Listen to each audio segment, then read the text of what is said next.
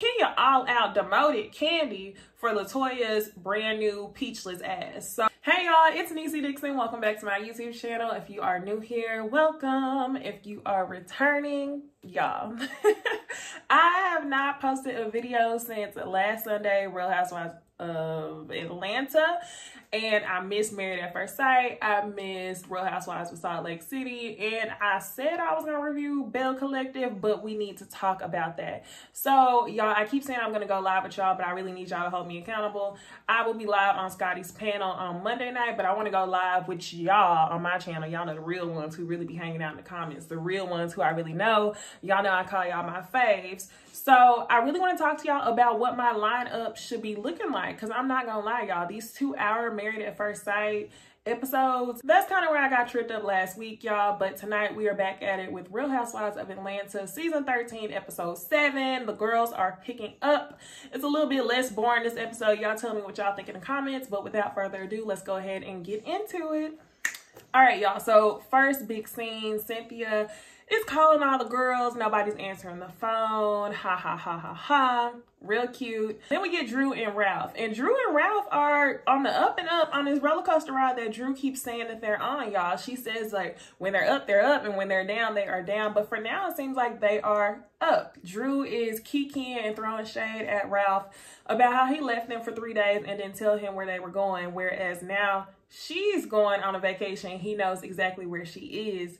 And now it's his turn to watch the kids because she had to watch the kids for 3 days when he was gone without a trace. So I guess it's cute that y'all can kiki about it. But I want to know before the season is over, Ralph, where was you at? I want to know. This kikiing is cute. Ralph hosting the dinner parties is cute. But where was you at, sir? After that, we find out that Drew is hosting the girls at her house, kind of like a pre-get-together before they go on this trip because she want to see how everybody is vibing, right? So next scene, y'all, LaToya and Kenya. So Kenya gifts LaToya some lingerie. Nice to see that the tags are still on them, because whenever I saw her open up that bag, I was like, girl, don't tell me she done gave you some old used lingerie. But y'all know she ain't been with Mark for over a year, so I'm pretty sure all her lingerie is unused. She gives her lingerie and she really, really wants LaToya to be her mini-me, and it is high-key disgusting. Like, I probably could choose a better word to describe it, but I don't really like the whole Kenya LaToya dynamic. It is very much like, it's just something about Kenya that she sees in LaToya where she knows that LaToya wants to equally cause havoc. And that's why I don't like the dynamic. Anybody who disagrees is a liar, or they either can't see it. Like, everybody knows that Kenya and LaToya both like to cause havoc. And that is the reason why Kenya is so drawn to LaToya. So, yeah. Kenya drops the news to LaToya that she has gotten a private jet because it doesn't make sense for her to get the private jet for the whole group, because then it would be $50,000. Let's be real, Kenya. It's not the fact that it don't make sense. It's the fact that you're not going to drop coin to pay for all the women to go on a private jet. You should have just kept LaToya out there with the general public, and she could have rode on the Sprinter. Yeah, LaToya and Kenya, the babysitter, and baby Brooklyn, note y'all, baby Brooklyn is coming on this trip, is flying private jet, right? So Drew calls Kenya on the phone and invites her to the house. You know, they're friendly at this point. They ain't got no reason to really beef like that. And, you know, they're being friendly. And Kenya lets Drew know that she is taking a private jet, her and LaToya. And Drew's like, okay. Then later on, she texts Drew and tells her not to tell any of the girls because she don't want them to be in their feelings, okay? Note that, y'all, because this is brought up later on in the episode. So while Kenya and LaToya are talking, Kenya brings up the fact that the food at Mark, her husband, restaurant is really good. And then they start talking about their relationship. And Kenya explains that it's basically they're going to get a divorce. And it's to the point to where Mark tries to control anything that she does with Brooklyn. And I'm really glad that she got to explain that this episode, because y'all notice we haven't seen baby Brooklyn at all on this season at all. And even whenever they got on the private jet, they blurred baby Brooklyn's face. So Mark is doing the most to try to control what Kenya can and cannot do with baby Brooklyn. I know that during the filming of this, Kenya was saying they was gonna get a divorce, right? after the season had already filmed, she said that Mark was doing everything to work on their marriage. As of early last week, or maybe end of last week, Mark had filed for divorce from Kenya. So y'all, they are so back and forth. And the only way that Mark and Kenya are really going to get a divorce is if Mark leaves her. So we shall see where that goes, y'all. All right, y'all. So the next big scene is Drew hosting this Hollywood night, bringing LA to Atlanta. And I'm like, Drew, like, it was a cute idea, but I will say Drew was extremely overdressed to have them ladies coming and sitting in her backyard. She had the purple eyeshadow. She had the poodle wig, and I'm calling it a poodle wig because it was very puffy, and Kenya also called it a poodle wig. But y'all, it was actually laid. There was no lace to be detected at all. So it's like if that was the style she was going for, she absolutely hit that, okay? Drew's wigs have not been horrendous the way that Kenya and LaToya, whatever, Toyota are trying to come up with this fake storyline for, you know, like Drew doesn't look that bad. So I will say Drew's overdressed, especially in comparison to how all the other ladies were dressed. I think they should have just went with that Adidas attire that Kenya was wearing. So Hollywood theme, y'all. Ralph is acting like he's husband of the year. He is getting drinks for the ladies. He's opening up doors. He's picking up shot glasses, getting them rounds of drinks. And I'm like, okay, Ralph, you on your best behavior, so we'll see how long this lasts. Cynthia arrives first, then Kandi arrives, and it's really funny because like they can't hear any of the ladies at the door, but you can see them looking through the glass like, okay, I'm here, right?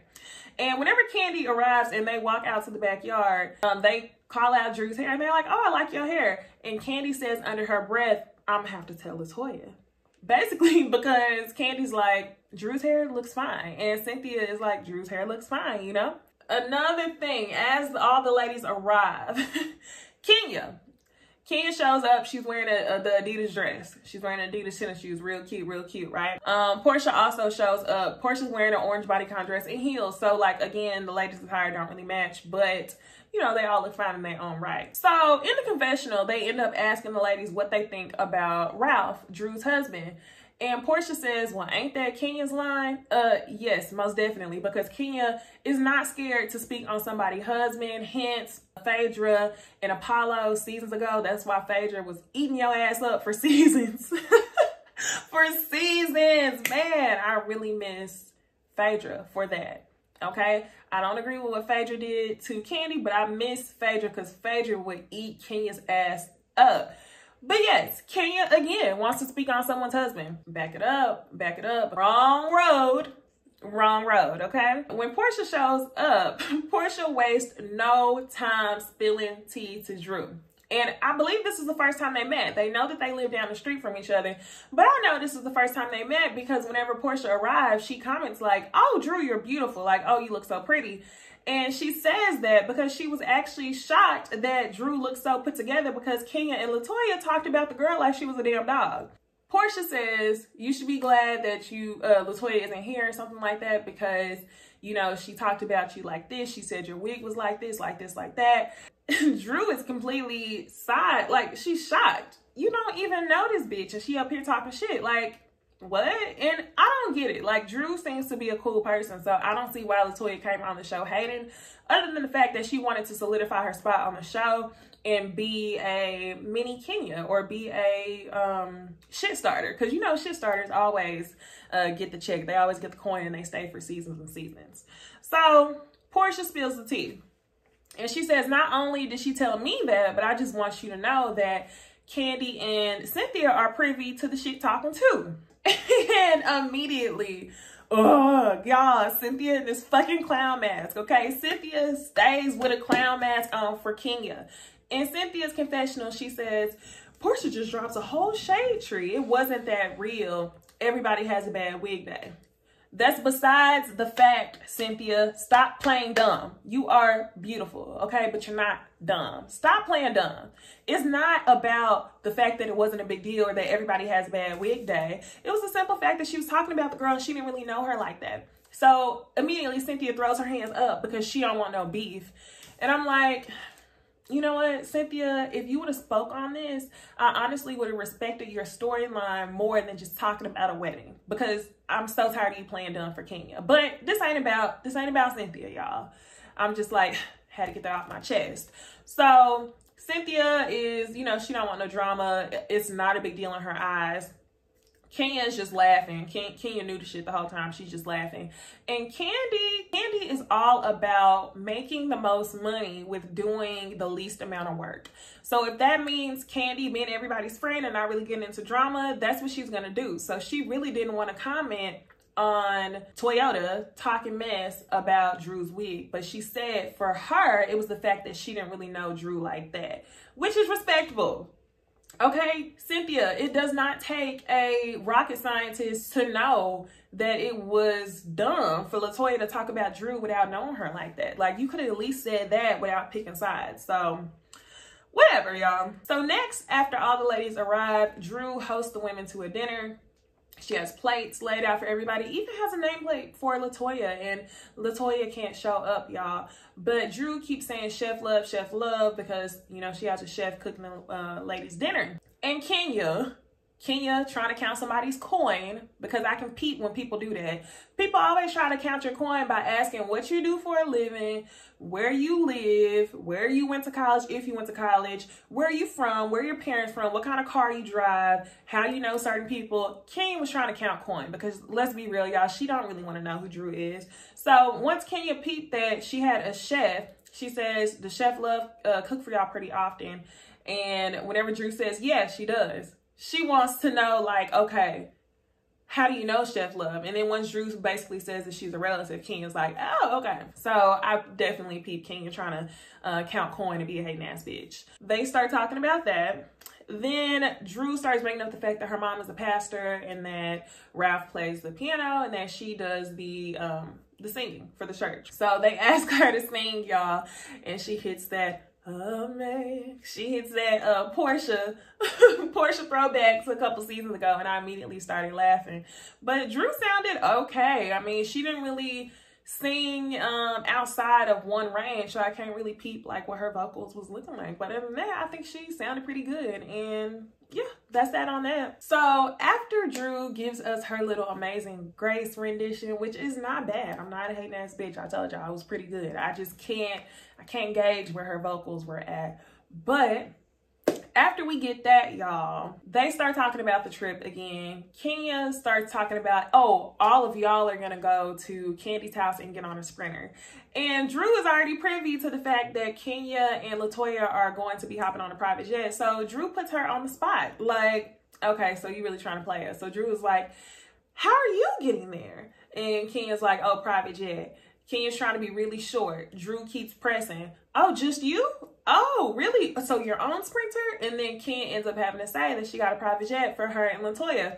And the thing is, if you really a bad bitch like that, Kenya, just say it. Quit trying to be messy, okay? Just say that LaToya is your fake girlfriend for a storyline. Oh gosh, y'all, I am going in on Kenya tonight. Y'all, I just don't have the patience for Kenya more. This fakery, I can't, y'all. So whatever, she's like an unlikable New York to me. Y'all know New York was like an evil bitch on Flavor of Love, but she was kind of likable. Kenya is like, you can see her strategy and what she does, and I don't like villains like that. If I can see your strategy and you just trying to secure a bag, then it's like, okay, like, I'm not really here for it. I love a good funny villain, good fun time villain, and Kenya is not that for me, y'all. So I'm sorry for y'all Kenya fans that's gonna watch this review and try to come for me, but I said what I said, okay? Kenya ends up having to tell the ladies that she booked a jet for her and LaToya, and oh, keep in mind, y'all, she never says that she books the jet for Brooklyn and the sitter. She has to admit that she booked the jet for LaToya and herself. The ladies at this point do not know that baby Brooklyn is coming, because they're going to feel some type of way that they couldn't bring their own children. And y'all, this is the same storyline that happened with Real Housewives of Potomac between Wendy and Ashley. So I'm like, really? We talking about that again?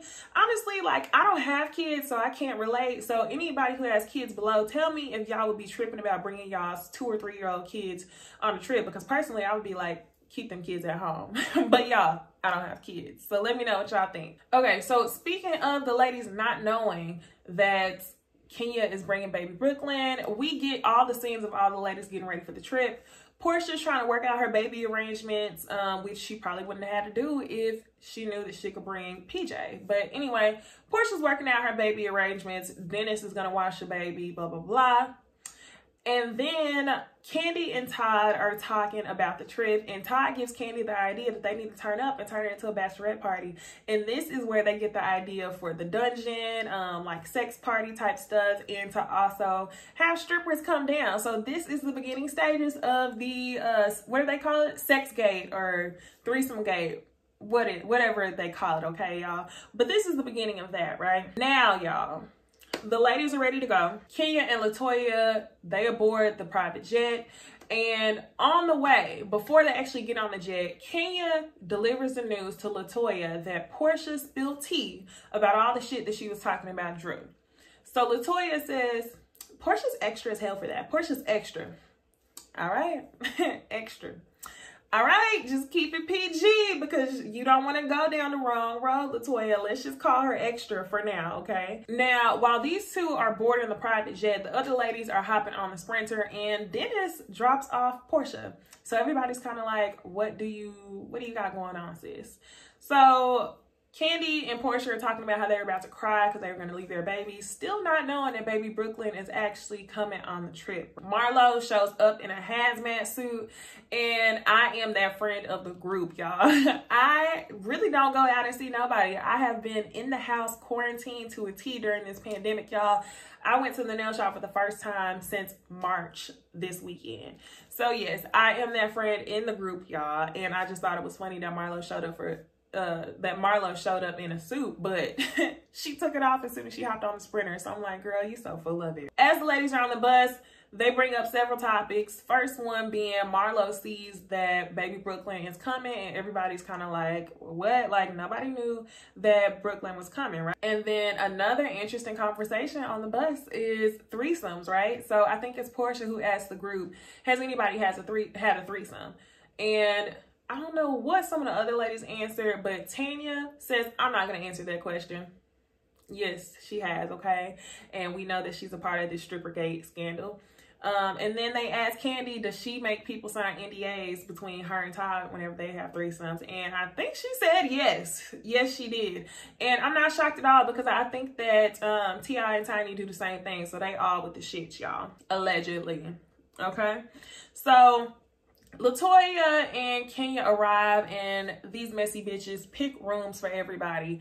They basically give Marlo a room that looks like a jail cell, and we get Cynthia, LaToya, and Kenya all on the second level floor with the nicest rooms. So Kenya all out demoted Kandi for LaToya's brand new peachless ass. So I mean, we'll see what happens, y'all. That was pretty much it. This has been the best episode so far, the most content, but y'all put a random ass to be continued sign at the end of the episode. So all we know is that there's going to be lots of drama on this trip. We also know that Kenya's going to furthermore show her ass for LaToya. So if anything, y'all, this episode has shown me that the season probably doesn't have any interesting content outside of Strippergate and outside of Cynthia's wedding that they did not film, because every single episode outside of this has been pretty lackluster and pretty boring. So the fact that, you know, things are finally getting interesting, that they're going on this trip, it's like, y'all, this Charleston or South Carolina trip better not be 3 episodes long, okay? If it's 3 episodes long,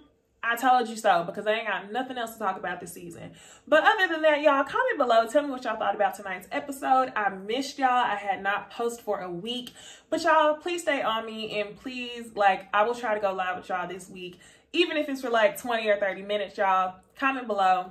And yeah, let me know what y'all think. I will see y'all in the next video. Bye.